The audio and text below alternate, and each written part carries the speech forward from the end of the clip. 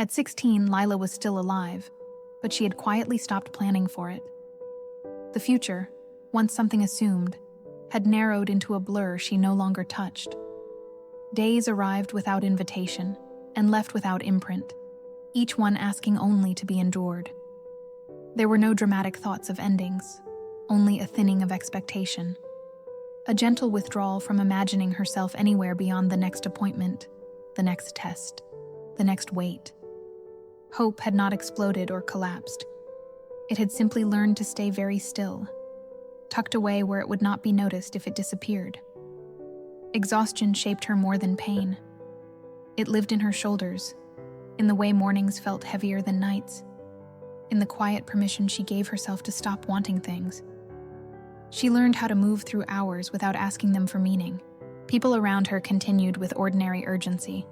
Errands, conversations, weather complaints, while Lila stood slightly apart, watching life pass like scenery from a stopped train. The world did not pause for her, and she had stopped asking it to. Suspended between what had been promised and what remained possible, she existed in a careful, muted in-between. Her days followed a pattern that required little thought. Wake, prepare, wait. The routine was not chosen for comfort, but for predictability. Clothing selected for softness, food measured by tolerance rather than desire. Time counted in intervals that led back to the same place. Lila did not define herself by illness, but it shaped her movements all the same, pressing her life into a smaller, quieter shape. Even her thoughts learned to conserve energy, circling familiar ground instead of reaching outward. The hospital became part of her internal map. Hallways, chairs, windows, the slow rhythm of check-ins and procedures, all of it lost its ability to frighten through repetition. Treatment did not feel like a battle or a journey. It felt like maintenance, like keeping something fragile from breaking further. The adults spoke carefully around her, but Lila understood enough to know that certainty was a luxury no one possessed. So she adjusted. She stopped expecting conclusions. She focused on getting through what was placed directly in front of her. Outside, Ann Arbor leaned into late autumn. Trees thinned themselves without apology, sidewalks filled with dry leaves that cracked underfoot, and the air carried that particular cold that signaled something ending rather than beginning. The neighborhood around the hospital was calm, residential, ordinary, the kind of place where life continued at a manageable pace. For Lila, the season mirrored something internal, a sense of release without relief, of letting go without knowing what might come next. It was during one of those walks home that the day opened slightly. Not in a dramatic way, not with sudden clarity, only with space. The distance between the hospital and her house was short, but it belonged to her. No questions followed her there. No results waited at the end. She moved slowly, feeling the ground, noticing small details she usually passed without thought. This walk existed outside the cycle of treatment, and because of that, it carried a different weight. It was here, in this unclaimed stretch of time, that change was allowed to approach quietly.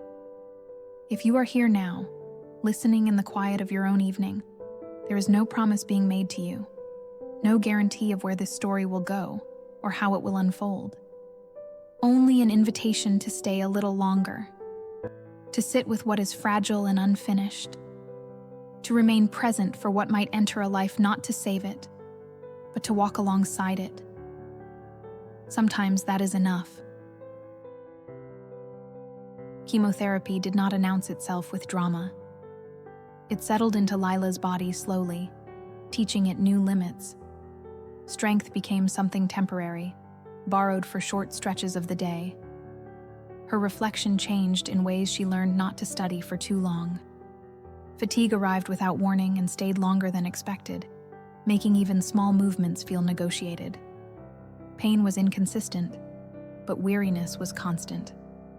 It was not only physical, it reached inward, softening her reactions, dulling urgency. Her body became a place that required careful listening, and she learned to live by its quiet refusals. Time no longer behaved as it once had.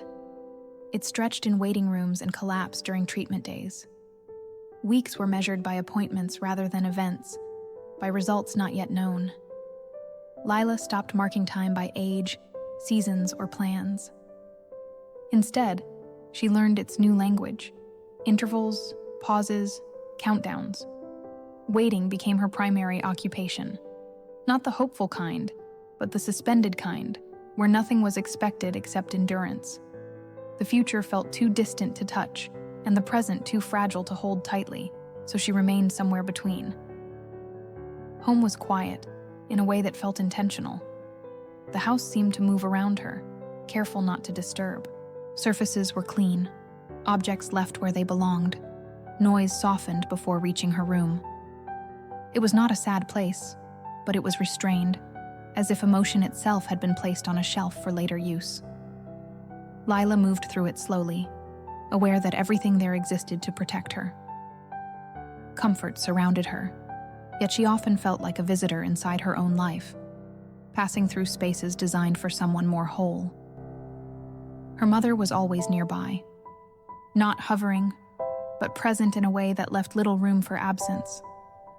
Love showed itself in preparation and vigilance, in remembering what Lila forgot to care about. There was exhaustion in her movements, though it was rarely acknowledged. She carried worry quietly, the way one carries weight when setting it down feels impossible.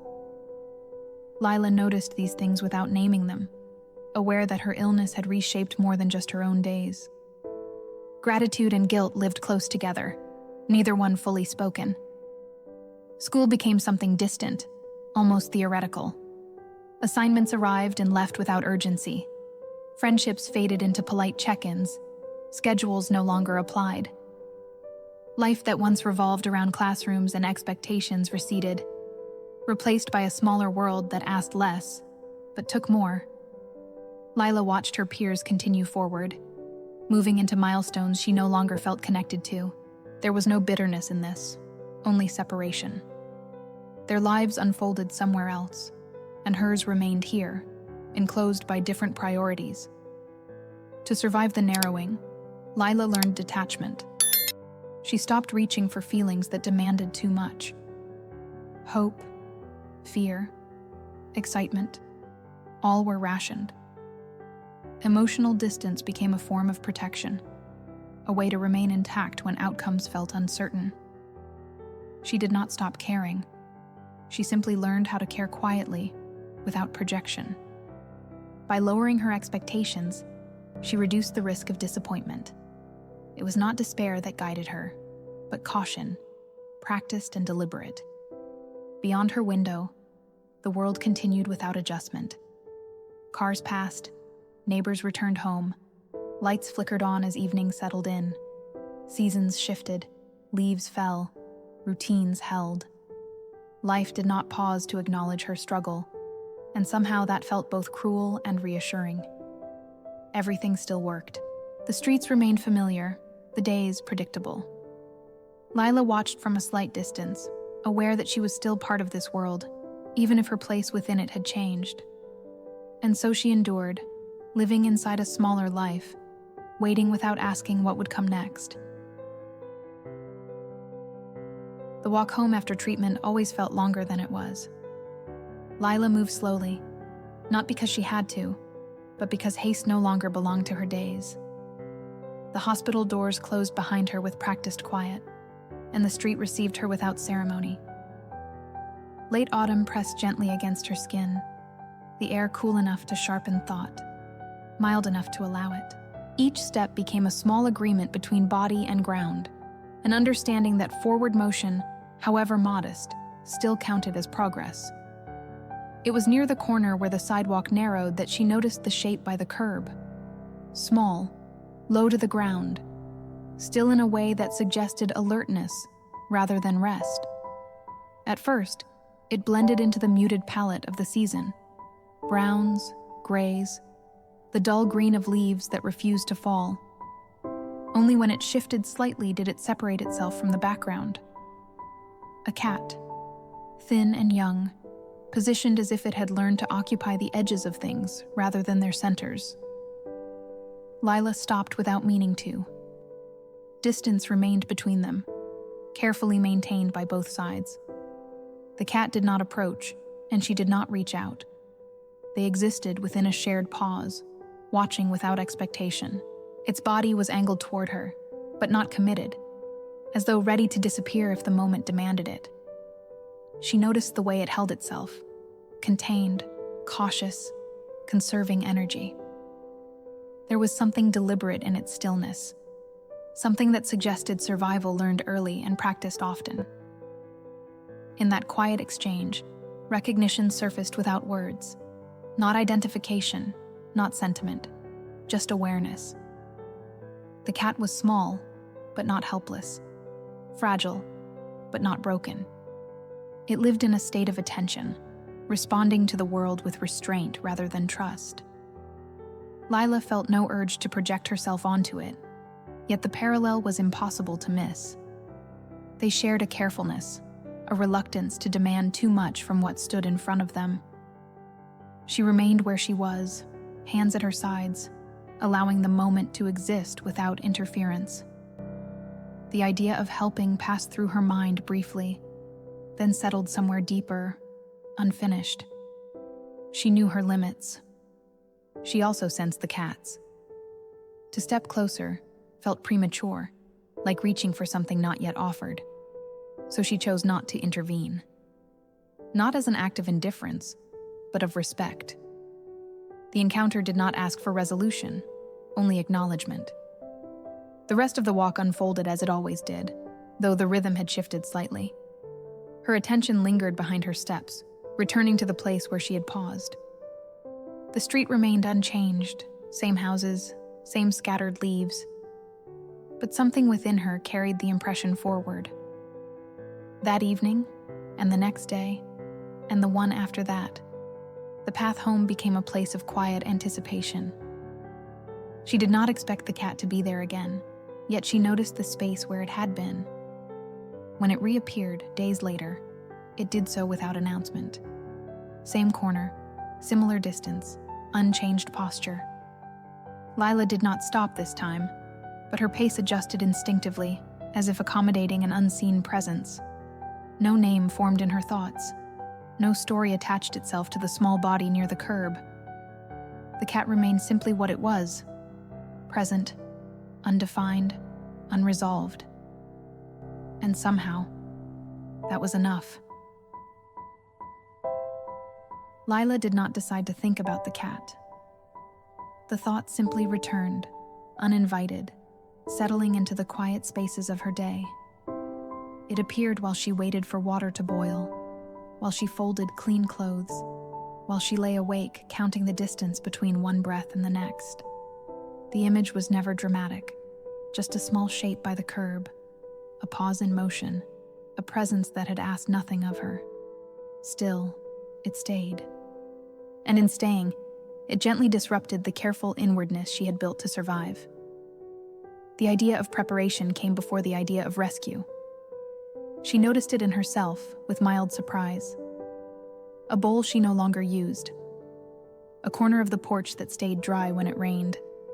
Food added to a shopping list already shaped by restriction. These were not grand gestures, only adjustments, made quietly and without announcement. Each one required her to imagine something beyond her own body, beyond appointments and limits. It felt unfamiliar and strangely grounding to plan for needs that were not her own. The first conscious act of care was small enough to be mistaken for coincidence. On her next walk home, she carried the bowl with her, placing it at a careful distance from where the cat usually appeared. She did not wait. She did not watch. She set it down and continued on, leaving the offering behind like a question without expectation. It was important to her that nothing be demanded in return. The act itself was enough, complete even if unanswered. Later that evening, concern replaced curiosity. She wondered whether the food was safe, whether the cold nights were tolerable, whether she had done too much or not enough. She searched quietly, reading about strays and shelters, about risks and responsibilities. Each fact added weight, not fear. Planning became a way to steady herself, to channel energy that once circled endlessly inward. She learned where caution mattered, where patience mattered more. Knowledge did not overwhelm her. It anchored her. The cat did not appear immediately the next day. When it did, it approached with the same measured restraint as before, stopping short of commitment.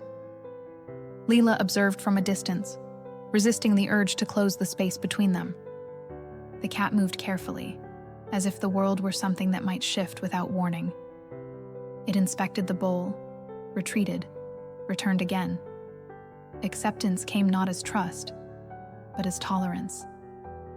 Lila understood this language. It was one she spoke fluently. Something subtle changed in her days after that. Her thoughts began to organize themselves around timing and consistency. She noticed the hour more precisely. She adjusted her pace on the walk home. The weight of her illness did not lessen, but it shared space now with another concern, one that asked for attention without demanding explanation. Caring did not exhaust her, it redirected her. The energy she had spent holding herself together found a new outlet, quieter and steadier. The name arrived without ceremony. It did not come from memory or meaning, but from texture, the way the cat held itself, resilient and slightly rough, surviving at the edges. The words surfaced as she stood watching from her window one evening, seeing the small body move through fallen leaves without disturbing them. Thistle. It felt right, because it did not soften what was real. Naming did not claim ownership. It simply acknowledged existence. From that moment on, the presence by the curb was no longer unresolved. It had a place in her thoughts, defined not by closeness, but by care. Thistle's body told a story in fragments. Some days, the cat moved with cautious confidence, fur catching the light as if it belonged there. Other days, there was a hesitation in its steps, a pause before each decision, a reminder that survival had been learned the hard way. Small signs of healing appeared gradually, a steadier appetite, a willingness to linger longer near the bowl, moments of rest that did not end in immediate retreat. Nothing changed all at once. Progress arrived unevenly, like something that needed to be convinced before it could stay. Lila recognized this rhythm intimately. Her own treatment followed a similar pattern of advance and retreat. There were mornings when she woke with a cautious sense of strength, enough to shower without sitting down, enough to walk a little farther than planned. And then there were days when fatigue returned without explanation, flattening her expectations and reminding her that improvement was never linear. The setbacks were not dramatic, but they were discouraging in their persistence. Still, she continued, not because she believed in certainty, but because stopping felt more dangerous than moving forward. Bad days learned how to coexist with ordinary ones. Some afternoons ended early, with Lila retreating to her room, body unwilling to negotiate. On those days, Thistle remained outside, moving through the world with its own quiet endurance.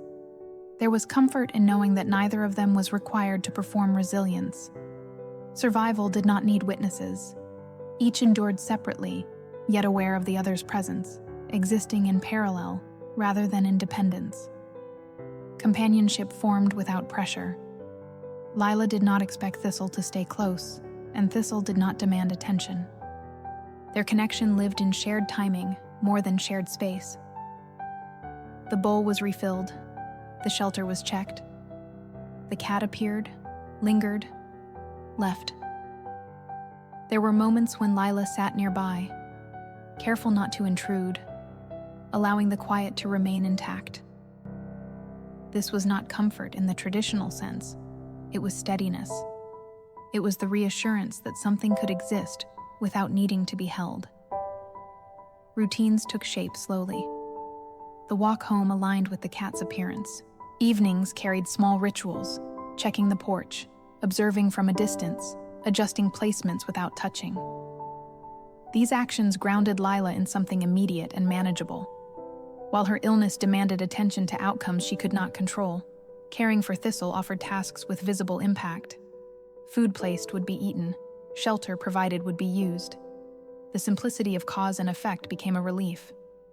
Fear, however, never fully left. It waited beneath the surface, quiet, but alert. Each absence lingered a little longer than comfort allowed. Each day Thistle did not appear carried the sharp reminder of impermanence. Lila knew too well how quickly presence could be interrupted. The thought of losing this fragile connection stirred something old and familiar, echoing the fears she carried about her own body, her own uncertain future. She did not let these thoughts settle, but she did not deny them either. There were no guarantees offered, and none expected. Neither healing nor survival came with promises. What existed instead was continuation. One day followed another. The cat returned more often than not. Treatment progressed, however unevenly. Life moved forward in small increments, uncelebrated but persistent. Lila learned that this too was a form of hope, not the kind that anticipates outcomes, but the kind that remains present. In that shared persistence, she and Thistle mirrored one another, not as symbols, but as living proof that continuing was sometimes enough. Winter settled in gradually, as if unsure whether it was welcome. Snow arrived in careful layers, softening the edges of the streets and quieting the neighborhood. The cold pressed closer, lengthening nights and slowing mornings. Lila moved through this season with the same restraint. Her world narrowed further by weather and fatigue. Windows stayed closed, coats hung heavy by the door. Outside, everything seemed to brace itself, waiting for endurance rather than change. Treatment continued without ceremony. Appointments followed one another, each bringing its own mix of anticipation and restraint. Results were discussed carefully, language chosen to avoid both despair and promise. Lila listened, absorbing what she could, setting aside what felt too large to hold. Uncertainty became a constant companion, less frightening now that it had stayed so long. She learned not to read too far ahead, not to ask the days for answers they could not yet give. Thistle became woven into her daily awareness, not always visible, but always accounted for. The bowl was checked before breakfast. The shelter adjusted when the wind shifted. Lila noticed tracks in the snow that told her when the cat had come and gone. These small signs anchored her to the present, offered proof that something moved through her world whether she witnessed it or not. Thistle did not disrupt her life. It quietly joined it. Responsibility changed her posture toward the days. Caring for another living thing required steadiness, even when her own body felt unreliable. On mornings when standing felt difficult, she still measured food, still stepped outside long enough to make sure everything remained in place. These acts did not demand strength, only consistency. Over time, they built something durable. Not confidence exactly, but trust in her ability to remain engaged even when she felt depleted. Emotion returned carefully, like light filtered through thick glass. Lila noticed herself reacting again, not strongly, but sincerely. Concern replaced numbness. Relief appeared in small moments. She allowed herself to feel affection without attaching it to expectation. Thistle's presence made room for these emotions without forcing them forward. It was enough to acknowledge them as they arrived, unhurried and incomplete. Hope, when it appeared, was restrained. It did not rush ahead or claim certainty. It existed as possibility rather than prediction.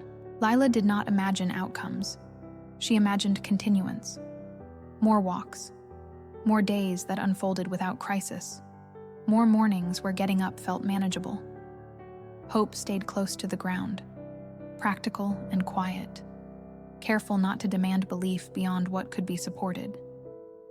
Her body remained fragile, still subject to limits and fatigue. But something within her felt less enclosed. The isolation that once defined her days had loosened its hold, replaced by a subtle awareness of connection. She was still moving through uncertainty, still waiting, still enduring. Yet she was no longer doing so entirely alone. In the steady presence of winter, treatment, and care, Lila learned that growth did not require resolution, only the willingness to continue. The final phase of treatment arrived without fanfare. It did not feel like an ending, only like a threshold that required careful crossing. Lila moved through these days with practiced restraint, aware that completion did not guarantee release. Her body responded unevenly, sometimes offering small signs of strength, sometimes withdrawing without explanation. She followed instructions, attended appointments, endured the last procedures with the same quiet focus she had learned over months. Nothing about this stage felt victorious. It felt delicate, as though one sudden movement might disturb something still settling into place. Waiting returned in a new form, not the long, hollow waiting of uncertainty, but a quieter one, shaped by possibility and fear, held side by side. Test results approached, and with them, the unspoken question that hovered in every room. Lila did not rehearse outcomes. She had learned the cost of imagining too far ahead. Instead, she waited in small increments, allowing time to pass without interrogating it. The days asked for patience rather than courage, and she gave them what she could. Thistle remained, not always visible, but reliably present. The cat appeared at familiar hours, left tracks in softening snow, rested longer in places it once passed through quickly. Lila noticed these things with gentle attentiveness, not as signs, but as continuations. The routine they shared did not shift to accommodate her uncertainty. It stayed steady, offering something that did not need interpretation. Thistle asked only for care, and in giving it, Lila found a rhythm that did not depend on results. The news arrived on an ordinary afternoon. No dramatic setting, no audience waiting for reaction. A room, a chair, a voice delivering information with cautious precision. The words indicated progress, recovery, space to breathe again. Lila listened carefully, absorbing their meaning slowly, as if translating them into a language she no longer spoke fluently. Relief came, but it did not rush forward. It settled quietly, unsure of its place, aware of how easily it could be misplaced. There was no celebration, no sudden joy. Relief did not demand expression. It existed as a loosening, a subtle release of tension that had been held for so long it felt structural. Lila noticed her shoulders drop slightly, her breath deepen without effort. The future did not unfold before her, but it no longer felt closed. She allowed herself a moment of stillness, honoring the fact that survival did not require performance. Gradually, the world expanded again. Not dramatically, but perceptibly. Walks felt less constrained. The air carried a different weight. Lila noticed things she had stopped seeing: the shape of clouds, the sound of traffic returning after winter's quiet. Her days began to include small choices not dictated by treatment schedules. These changes did not erase what had been endured, but they placed it into a broader context. Life felt less narrow, less contained. Spring arrived without asking permission. Snow receded into the ground. Leaves began to return, and the city shifted almost imperceptibly toward renewal. Lila stood outside one afternoon, watching Thistle move through grass just beginning to show green again. Nothing about the moment felt symbolic, yet everything about it mattered. Healing had not arrived as a triumph. It had come as a continuation. And in that gentle unfolding, Lila found herself standing not at the end of a story, but at the quiet beginning of something still becoming. The day did not announce itself as special. Morning arrived as it always had, filtered through curtains, accompanied by the quiet sounds of a neighborhood waking up. Lila moved through the house with a steadiness that would have gone unnoticed by anyone else. She made tea. She stood by the window. She noted the time without counting it. Nothing dramatic had changed, and yet everything had. Ordinary days no longer felt like something to endure. They felt inhabitable.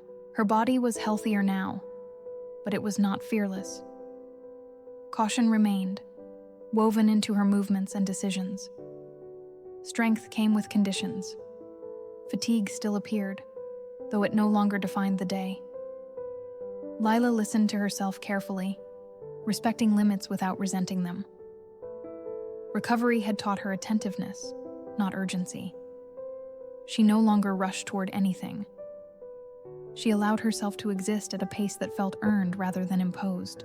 Thistle moved freely between spaces, no longer confined to edges alone. The cat appeared and disappeared as it pleased, sometimes lingering, sometimes leaving without explanation. There was affection in the way Lila observed this freedom, not possessive, not anxious. Love did not require permanence. It required respect. Thistle was not a symbol or a reward. It was a presence that had chosen, repeatedly, to return. That choice mattered more than closeness ever could. When Lila reflected on what had carried her through, she did not arrive at a single answer. There had been treatment, certainly, patience, support. But beneath all of that, there had been care, given and received quietly, without ceremony. Caring for Thistle had not replaced fear or pain. It had given them somewhere to rest. Responsibility had drawn her outward at a time when retreat felt safer. Intending to something fragile, she had remained engaged with the world. The idea arrived slowly, without ambition. It formed in the background of her thoughts as she learned more, noticed more, paid attention. There were other cats, other small lives navigating uncertainty. Lila did not imagine herself saving them. She imagined helping where she could, connecting, supporting, offering continuity. The thought did not feel like a mission. It felt like an extension of something already present. Care, once learned, rarely stays contained. Pain did not disappear from her story. It remained part of her internal landscape, acknowledged rather than avoided. Lila carried what she had endured with honesty, aware that healing did not erase memory. Loss and fear had shaped her, but they no longer stood alone. They existed alongside tenderness, responsibility, and the quiet confidence that came from having stayed. Her life was not untouched. It was inhabited. If you are still here, listening in the quiet of your own night, there is no conclusion being offered, only continuation. Stories like this do not end. They settle. They leave space for what comes next. Whiskory exists for those moments, for gentle narratives about connection, survival, and care that does not demand certainty. If you choose to remain, more stories are waiting. Not loudly, just patiently.